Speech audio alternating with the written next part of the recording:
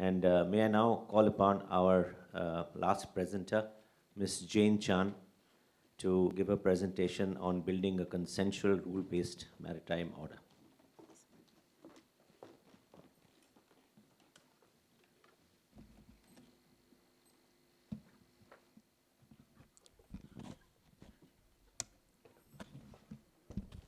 Testing. Can you hear me? Very well. Thank you very much for the generous introduction. A very quick word of thanks to the organizer, the Indian Navy, and of course the National Maritime Foundation, especially Admiral Karimba Singh and Vice Admiral Pradeep Chauhan for the very generous invitation, and of course to the entire NMF team for the very, very warm hospitality. A real privilege to be invited again to join this very prestigious gathering and to really share my humble thoughts. But what else is there to say as the last speaker on the last panel on the last day of the conference, right? I read Vice Admiral Chauhan's amplifying notes very, very carefully and many times over, as usual. First impression, I am once again to be the spanner that he wants to throw into the works. But jokes aside, there were two major components to the marching orders which I've received, and I hope that I got this right, Admiral, right? First, to assess the competing visions on the global order, and second, on institutions, big and small, and the developments there is, especially those being felt in Southeast Asia. So the Admiral, in his amplifying note, painted a rather grim picture, one that was somewhat, corroborated by the experts and eminent speakers that we have already heard from in the last 2.5 days. In so many words, and those notes, were really shouting at me, driving at what options do small states have. So given the limited time that we have, I will just be sharing some very broad observations, right? First, on the competing visions, and I'll go broad by asking, what is the most worrying trend in the region, and to share a perspective from Southeast Asia, and second, to touch on the multilateral institutions. And if there is time during Q&A, I'll be quite happy to comment on the newly launched ASEAN Maritime Outlook as a potential new tool for Southeast Asia to engage partners, big and small. So first, what is the most worrying trend when thinking about maritime Southeast Asia? The Admiral posited the competing vision of the global order as one that we must watch very closely. I'm sure you agree with me that he really wanted us to do more than just watch, right? I'm of similar views. I had long assumed that all maritime stakeholders agreed on the following three propositions, right? One, our aspirations for peace at sea can only be achieved if we have international rule of law. Two, in the maritime domain, this rule of law and this legal order is contained, amongst other things, UNCLOS, the UN Convention on the Law of the Sea. And we must therefore protect UNCLOS and the application of UNCLOS. The dispute should be resolved peacefully and in accordance with international law. So what's the concern here? On the first point, on placing our aspiration for peace, safety, and security on international rule of law, I must say that I question and worry about whether there is still such a consensus. And I'm sure you agree with me that such doubts are not unfounded, not least because of the skirmishes that we see in Southeast Asia and the conflicts in other parts of the world. And as I watch the conflicts further away unfolds, I wonder, what are the implications to Southeast Asia and what are the lessons to be learned? That question, I think we need a totally different event to answer that in detail. So on my second point on the need to protect UNCLOS and not to undermine it, and this is perhaps where I'm often confused by the very different positions taken, hearing calls from regional countries, neighbors, and even friends, on the one hand talk about the need to uphold the rule of law, but on the other ask which law applies, or call on amendments on the UNCLOS. So I often wonder whether there's actually a conflict here, right? Whether a unilateral call on amendments to UNCLOS is, in a way, a challenge to international law, Of course, we are all very familiar with the long-held arguments that if we open the prospect of amending UNCLOS, we may never reach a consensus to finalize a convention again. No doubt, the effectiveness of UNCLOS is often up for debate, and its provisions still a source of contention between states. And there are many examples of non-compliance, including the uses and abuses of Strait baselines, the perceived restrictions on the freedom of navigation by coastal states, and the reluctance to acknowledge the rights and duties of user states, for example, in exclusive economic zones. Challenges to the traditional, challenges to the traditional freedoms of the seas arising from jurisdictional disputes about who owns what, about the jurisdiction and obligations of user states versus the rights and duties of the user states, about environmental concerns, and about the lax observations of agreed principles of laws, rules, and regulations. So we see nation states forgetting that UNCLOS was a product of a grand bargain, right? One that was forged through very, very difficult compromises, which we may not achieve again. Preserving the right of military users of the sea is one such grand bargain threaded through the various maritime zones and the correlating passage regimes. And the provisions in the maritime zones were drafted in a way to ensure that major sea lanes remain open to naval vessels on top of commercial ones. Of specific interest to Southeast Asia are provisions in exclusive economic zones, straits used for international navigation, and archipelagic sea lanes. Admittedly, again, the underlying tensions arising from the ambiguity and the different interpretations of vital provisions in UNCLOS remains unresolved. So third, on being ready to utilize dispute settlement mechanisms. Excuse me. This third proposition is perhaps where we see the most disagreement or most reluctance even amongst major maritime powers. So if these concerns are left unaddressed, will we be faced with a crisis? Or to take it down a notch a little bit, what are the risks at hand? Will it increase the risk of an incident and accident at sea? How about the risk of an open conflict between claimants? Or an open military conflict between the great powers? And of course, the risk of irreversible environmental degradations and the correlating food security issues.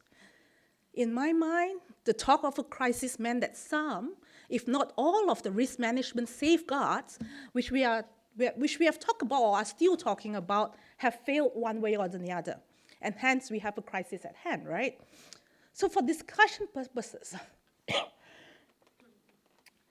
let's assume worst-case scenario here, where all the prerequisites for effective risk management do not exist anymore. So what am I talking about? Trust, for one, non-existence. Platforms are institutional, dysfunctional. Number 3, zero information sharing. But if we are in agreement that we are not quite there yet, then can we then focus on investing and working on these 3 key tenets: trust, institution, information sharing, to better manage the challenges that we have on hand and to achieve the aims of this particular theme of this panel, right, of maintaining safe and secure the Indo-Pacific. The how question, though, I'll leave it to the student amongst our midst to write their thesis on, yeah? Now, to move on to the various regional institutions and mechanisms, right? So participants who were here last year may remember me talking about the 3 identities of Singapore. I refer to Singapore first as a small state, second as an island state, and third as a Southeast Asian or an ASEAN member state.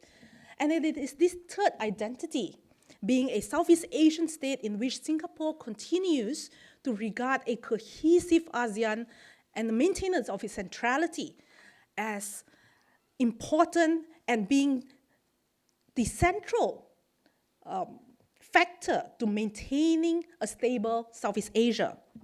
The various regional groupings, including ASEAN and the ASEAN-led ones, provide inclusive multilateral platforms for ASEAN to engage its partners and extra-regional powers. Excuse me. So why did I raise Singapore and ASEAN? Because in my mind, I fully concur with the Emerald moderator who mentioned that powers matters. And the fundamental realities and vulnerabilities of small states have not changed. Small states like Singapore can do very little to influence big power. Having said that, small states are not entirely without agency. And this is where our ASEAN identity comes into play. Southeast Asian observers have long argued that local responses to power can play and have played a very significant role in construction of regional order. So with that in mind, let's talk about development in the last few years. While ASEAN was trying very hard to promote the importance of the ASEAN-led mechanisms, maritime powers seems to have a rather different idea, right? We saw various minilateral coming online, Quad and AUKUS being the most prominent, and there are ongoing debates, as Ms. Sumati raised, on whether this minilateral works to bring the Indo and the Pacific closer or further dividing them through new fault lines. Indo-Pacific watchers will recall that a common criticism in the early set of literature studying the Quad and AUKUS was that the vision and the strategy, for example, of the Quad countries regarding the Indo-Pacific differs, and that this perceived lack of a common vision and strategy didn't imbue confidence, right, within ASEAN and its member state. In my view, though, even if the Quad countries manage to present a common front, there will still be reservation in Southeast Asia, mainly because what the Quad is perceived to stand for, at least from the Southeast Asian perspective. And I say this in a very broad, general terms. Different countries have rather different views. One key reason in my mind is because how China views the Quad, justified or not, matters to Southeast Asia. And this is really my first point, the China factor. A key feature built into the ASEAN-led regional architecture is that it is open and inclusive. So no single state's influence is exclusive, so to speak. Not China, not the US. And this various regional grouping provides platform for ASEAN to engage its partner and extra-regional powers. Conversely, the Quad is perceived to focus too much on excluding China, rather than further integrating it into regional framework. So while many Southeast Asian countries share the Quad's anxiety about China and see the US as the resident power in the region, ASEAN countries still need to be very mindful of the robust and very pragmatic relations with China that each has painstakingly nurtured. Southeast Asian observers among you will know how painful that can be for Southeast Asian countries from time to time. And since the region cannot exclude any of these powers, the best strategy has been to engage them all. The fact that China is at Southeast Asian doorstep, its proximity, and the correlating social, economic, cultural, and sometimes political links are links that we cannot decouple. Of course, there are issues arising from those links, not to mention the unresolved maritime and territorial disputes China has with its neighbors. In a way, what I'm trying to say is that while there's still no good fences to make us good neighbors, this doesn't mean that China and ASEAN can't mend those fences. And at this point, I believe that ASEAN simply don't have the confidence. We don't have the confidence that China will be understanding in a way that if ASEAN is seen to be promoting stronger ties with the Quad, ASEAN is not working against China. So why bear the additional onus to justify to China something that brings no clear, direct benefit that we can't achieve through other means of engagement? Bilateral being a very obvious option. So on to the ASEAN factor, and again, my colleague, Ms. Sumati, has already illustrated on this.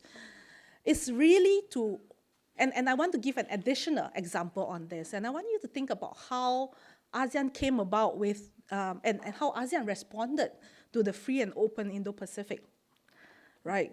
Why and how ASEAN eventually came up with the ASEAN Outlook on the Indo-Pacific, which essentially steer clear, ironically, right, the key tenets of the FOIP and the various Indo-Pacific concepts out there, freedom of navigation, rules of law, respect of sovereignty, free market, open market, etc., are all very attractive and important propositions for ASEAN. However, Southeast Asian states still hesitant to lend their full support owing to the reservation that ASEAN centrality could be negatively affected. The concern here is a straightforward one. Will having another regional grouping that is not ASEAN-led threaten the already very fragile ASEAN centrality? We have since heard a chorus of assurance from all the Quad countries, right? ASEAN centrality has since been referred to as a core component of the free and open Indo-Pacific strategy. All Quad countries have reaffirmed their support for ASEAN centrality all the time in all documents, in all speeches, right? But critics who have been following the developments of these concepts and strategy are very quick to point out that this move to reference ASEAN is an afterthought. And it is a great concern here in Southeast Asia that if Quad is an indication that the four major powers were exploring alternatives to ASEAN. Whether or not this is a well-grounded assessment, again, I'll leave it to the experts among us to bicker. In my mind, even if this is true, it should not be at all surprising given ASEAN's performance in recent years, and it's only natural for any stakeholders, including Southeast Asia's closest partner, to question ASEAN's convening power. It is therefore incumbent on ASEAN to prove its worth if it wants to remain central.